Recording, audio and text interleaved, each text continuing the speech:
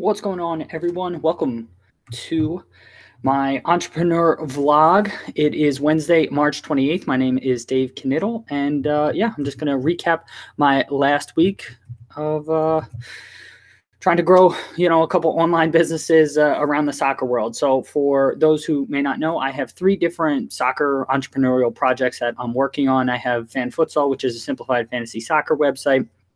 I have Bros Talking Soccer, which is a podcast that I do with my 2 brothers. And then I have a Soccer Tavern. I call it the Soccer Tavern YouTube channel, where I'm making videos about the history, culture, and philosophy of the beautiful game. That's our little tagline there. So before I get into how each of those individual projects is going, I wanted to give a quick update on kind of a growth tactic that I'm trying with Fan Futsal right now. So for those who may not know, or not necessarily who may not know, but as I've been trying to grow these different brands, you read a lot of different articles and you come across a lot of different tactics for how to grow things. And I'd come across this tactic in the past and always been really hesitant to use it. I felt like I don't know if cheating is the right word, but I just didn't feel right about doing it. And what it is you go on Twitter and you go to another person's account or brand that does something that you think that their followers would like what you're doing. And I've always thought that my content should stand out by itself. People should be able to find my content. And if it was really, really great, people would find it and share it and all of that stuff. And the reality of the situation is, if they don't even know about it or can't find it, they're never even going to be able to see the content. So what I've done over the last week, I finally made the decision to go in and go to other people's Twitter accounts or brands' Twitter accounts that share information that I think their followers would think that are interesting. And what you do is you go to their followers and you follow about 50 people per day or so per Twitter account. So I'm doing it for Fan Futsal, I'm doing it for Bros Talking Soccer and for the Soccer Tavern. Following these people, 50 or so people, and then hope that they follow you back. If they follow you back, great, give them 2 to 3 days. And then if they don't follow you within 2 to 3 days, go back and kind of unfollow them. Not kind of unfollow them, just unfollow them. And so what it is, yeah, your people you're following on your Twitter feed grows a bunch, but also your Twitter followers grow. And so it's actually proven pretty effective at just getting me followers. I haven't, it's only been, I think, 4 days that I've been trying it. So I haven't necessarily seen if my podcast listens and YouTube views have greatly improved, but, it's a start, and I'm going to do it throughout the month of, the end of March and all through April and see kind of how things go. But I mean, it's been effective. I picked up maybe 10 to 20 followers per account per day. Now, yesterday, for whatever reason, people were down. So I followed about 50 accounts and only picked up maybe 5 to 10 followers for each Twitter account. So I don't know if that's like a Tuesday thing, if that's who I was following or what. So I'll try to learn as I continue to go, but it's already kind of proven somewhat effective at getting new followers. And hopefully that translates into listens and views on YouTube. So transitioning into the brands that I have going on. So Fan Futsal, the simplified fantasy soccer website, we did an ad on the Total Soccer Show. So we had done one in November. It was really, really effective back then. And then our site crashed in December and basically was ineffective until February. Got the site all back up and running and everything's good. So I started another advertising campaign. The ad hit late last night and we already have like 50 new signups, which is really, really good for Fan Futsal. We are running a tournament for listeners of that site. So anyone who listens to the show and signs up for the tournament, the winner will get a TSS search, which I am sponsoring and will pay for. And so, unfortunately, our tournaments are restricted to the first 32 users. So it almost created, I think, an incentive for people to sign up as quickly as possible. And unfortunately, we've already filled the tournament, but hopefully we can sort of capitalize on that momentum and maybe do another TSS tournament or Total Soccer Show TSS or something else. And in a couple of weeks, we're going to do an MLS one. So the one we're doing this weekend is Premier League. And so maybe in the future, we'll do an MLS one and hopefully get the same sort of response rate.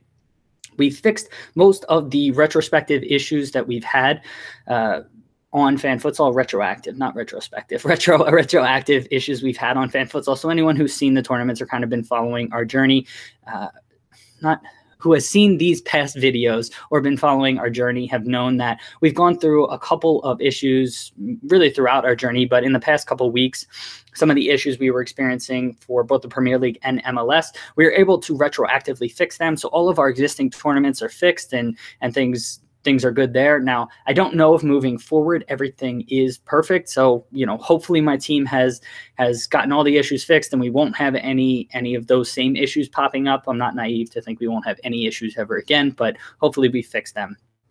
Finally, with regards to the World Cup tournament, I'm actually having a meeting with my team right after this to talk about the feature that we were hoping to develop for the World Cup tournament. Just looking at their initial proposal, unfortunately, it's probably looking like we're not going to be able to develop a fan futsal game for the 2018 World Cup. I'm still hopeful that for maybe the Euros or Gold Cup or Copa America, we're able to develop a game that capitalizes on that. But we're not, I don't think, going to be able to develop a game for the World Cup. It's just timing is pretty rough. And quite frankly, my budget it's just me working on this, no investors or anything like that. And so I just don't have the funds to commit to developing kind of a full scale project, which is disappointing, but it is what it is. So it's just the reality of the situation. I'm at peace with it. Switching gears to the Soccer Tavern YouTube channel, we released our Manchester United and Newcastle videos since we last spoke. Again, we're releasing videos on Monday and Thursday and focusing on Premier League club histories right now. United has been the worst performing video by far from a viewership and watch time perspective, which are the two things that I most care about. I've found in the past that the big clubs tend to not do as well in my videos because there's so much other content out there that people can consume. And I think my Huddersfield and Burnley videos are the best ones that I've done so far. And, that's kind of right in line with that sort of expectation. But United has been way behind everyone else. It's only got about 25 or so views. And I'm not really sure what the issue is, because I did all of the same things that I've done for all of my other videos, and I sent it to a bunch of Manchester United blogs on Twitter, and then I emailed about 20 or 30 Manchester United supporters groups, both in the US and in Australia and New Zealand and Canada, so English-speaking countries that my videos tend to do well in. And not a single one got back to me. And that's a little odd because every single other fan group that I've emailed, I'll at least hear back from a handful, if not more, and not a single one got back to me. So I'm not sure why that happened. So, I'll keep thinking about it, but if you have any suggestions or thoughts, let us know in the comment section or whatnot. But the Newcastle one has done fairly well. I shared it with a Newcastle blog on Twitter.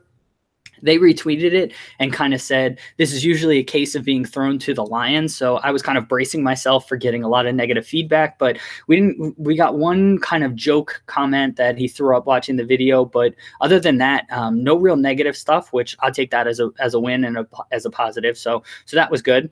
I also sent it to a bunch of Newcastle supporters groups on Facebook for the US, and got a lot of responses there. And so, that's been a lot more positive on that front. And so, we'll be releasing Southampton tomorrow, and then Stoke on Monday. So I'll give you an update on how those go next week.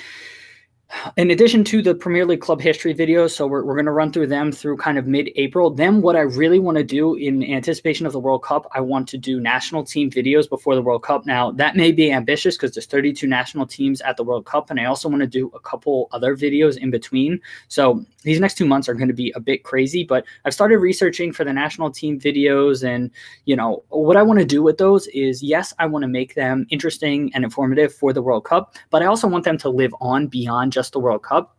So I'm trying to balance including World Cup information and information that's more pertinent for the 2018 World Cup with information that people will still find interesting, a couple months from now or a year or two from now, because that's how the videos really, really do well. So I'm still figuring out kind of how to do that and how to do it within the time frame that I sort of have, because I want to get them done before the World Cup. Lastly, the Premier League videos end March 19th, at least with my content schedule, the way that I have it right now. It ends April 19th. And so I really want to keep the Monday to Thursday release schedule that I've done. I've only been doing it for 3 months, but I like keeping consistency with my videos. And so I really like to keep that momentum going. But like I said, it's going to be tough and interesting to see how I'm able to actually do that, because I'm going home for 3 weeks in May. And I don't know. I really like shooting here. I have my scarf wall over here where I record most of the videos. And I really want to have that as the backdrop. So that means I have to do like 25 to 30 videos within the next 4 weeks. And so I just, I'm going to try my best, but, we'll see how it goes. And I'm flexible. And, if I have to shoot at home, back east where my family lives, my parents and stuff, that's what I'll have to do. Lastly, Bros Talking Soccer. So that's the podcast that we do. So our episode this week was all right. We recorded first thing in the morning on Sundays, and we were pretty low energy to start. I feel like a lot of times when we record the podcast, we're low energy and we sort of grow into it. I think I need to figure out a way to get myself and my brothers energized, whether we record, first thing in the morning or even later in the day. I feel like a lot of times we're more low energy, and then as we go into the podcast, it gets better and better. I think it's better to start off that way than the reverse, have it start off really good and then get crappy. But still, I want it to just be good the whole way through. And so I need to figure out a way to sort of energize my brothers, whether it's we do more information, we do more kind of rapport or communication before we actually start recording or what, I don't know. So I got to experiment with that. Hoping that the Twitter growth will translate to new users like we already talked about, or new listeners, or at least more listens and shares and all of that. Again, I've only been doing it for a few days, so I haven't exactly seen that yet, that progress and that increase in listeners, but hopefully that will happen in the future. Today, we're releasing our Arsenal Club History podcast. So for those that don't know, I am pulling my audio from my Soccer Tavern YouTube channels and releasing it as podcasts, and just as an additional way to have some more content, because right now we just do the podcast once a week, and I release these special club history podcasts on Wednesdays, and so it's just additional content for people who want to just listen to podcasts rather than watch videos. It's just something else to get out there. And so we'll see how that does. Through my Twitter growth strategy of following people, it just tends to be a lot of Arsenal followers. It seems to be on Twitter. So we picked up a lot of new Arsenal followers for the Bros Talking Soccer Twitter account. So I'm really hopeful that the Arsenal podcast will do well, but we'll see. That's it for this episode. Sorry I didn't say this at the beginning, but I'm live streaming this. If anyone is watching, please feel free to leave a comment in the chat if you want me to answer anything, or if you have questions or things like that you want me to address. I'd be happy to do that. If you're watching this in the future and have something that you want me to talk about in the future, or just have thoughts or just a question or whatever, definitely leave me a comment either underneath the video, or you can send me a tweet. My personal Twitter account is at dknitz11, or you can send an email to dave@fanfutsal.com, or tweet at fanfutsal, which is at @fan_futsal. I'm all over social media. Any way you want to get in contact with me, I'd love to hear from you. If you have thoughts on what you want to hear in these videos, things I can do better, any questions you have based on what I've mentioned, please don't hesitate to reach out. I'd love to hear from you. So with that, thank you very much for watching this vlog. I think it's my 6th or 7th one. I'll keep doing these, and would love to hear from people if you like them or not. So with that, thank you very much for tuning in and watching, and I hope you all have a great week. See you, everyone. Talk to you next week. Bye.